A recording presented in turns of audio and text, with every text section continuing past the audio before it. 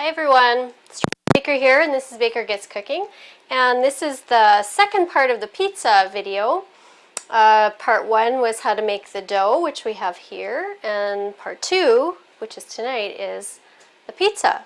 So this dough has been in my fridge for 24 hours. I made this dough last night, and you can go to my blog and get the recipe for it.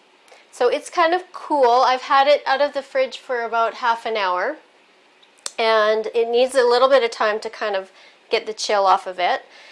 I've cut up all of the condiments that I need for my two pizzas. I'm making two 10 by 15 pizzas. My two younger children they're purists, so they like pepperoni and cheese, and that's it. Tomato sauce, and that's it. So that's what we'll do for one. The other pizza is going to be an Indian-inspired pizza. So it's going to have some coconut curry sauce on the bottom and some pineapple and onions and red peppers and cheese on top of that. So that sounds yummy. So let's get started. We'll just dump our dough. These pans I've sprayed with cooking spray. They're nice and puffy, and they're going to deflate really quickly. I'm just going to spread them out. Now it's going to be elastic. You just need to keep working at it. It will eventually get to the sides. It's got lots of elasticity in it, and that's all that gluten that we got working for us when we kneaded the dough. So I'm just going to go back and forth. You'll see it kind of shrink back a little bit. And that's normal. Okay, so then I'm just going to, every time you stretch it out, it's going to stretch a little bit more and stay stretched.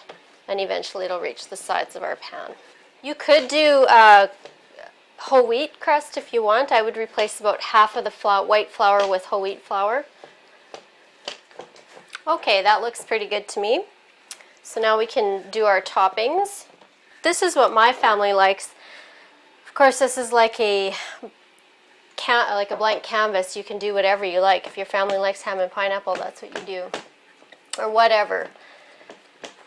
So on one of them, we're going to put, this is tomato sauce, and just a small can of tomato sauce, about 115 mils or something like that.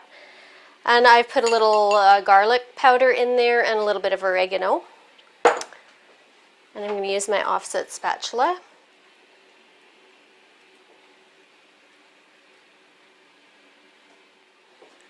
And we'll just lay our pepperoni on top. And then this is grated mozzarella cheese. Okay, there's one. No, this is the Indian-inspired one. So I have, in this bowl, I have some prepared butter chicken sauce. So you can just buy it in the Indian section of your grocery store. It's sauce that is made so that all you have to do is, brown the chicken and then dump it on top. So it's about a half a can of that, half a jar of that, and about a half a jar of coconut milk. And it's combined. And then I put a little bit of honey, about a teaspoon of honey in that. So it has like a little bit of sweetness.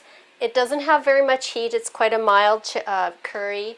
So I'm going to put that on the bottom.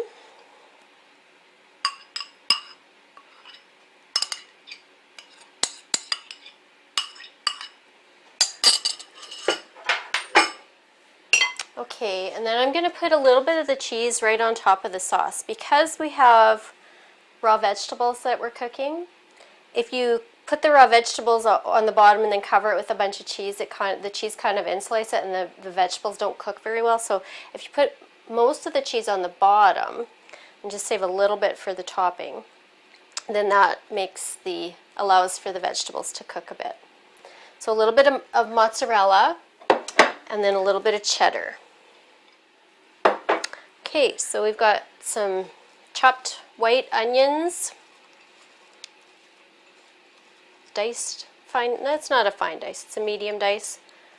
So just a little bit on the top there. Not a ton. I don't want them to be overwhelmed. Put that in. And then some green pepper and some spinach leaves. So we'll just dab that around. Some pineapple. This is fresh pineapple. You could use canned if you like. I think mango would be good on here too. That would be very Indian. And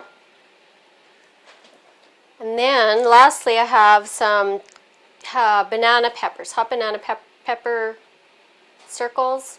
They're not super hot. They just add a little bit more heat, but they balance out the sweetness of the pineapple quite nicely. I'm just going to put a few of those on. And we kind of have like a pickly kind of taste to it, so it goes nicely with the sweet. And then we're just going to top it with a bit of the remaining of the cheese, and that's it. So my oven's been preheating to 400 degrees.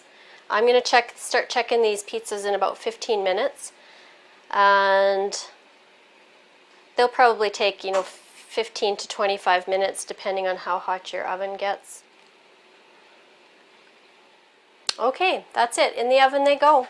Start checking them at about 15 minutes. So we'll be back when the pizzas are out of the oven. The pizzas are out of the oven and they look awesome. And my family is chomping at the bit to sit down at the table. I'd probably let them sit for about 5 minutes just so that the cheese isn't quite so molten. I hope you try this recipe. I hope it works for you. The link to my blog will be below the video, and we'll see you again next time. Bye.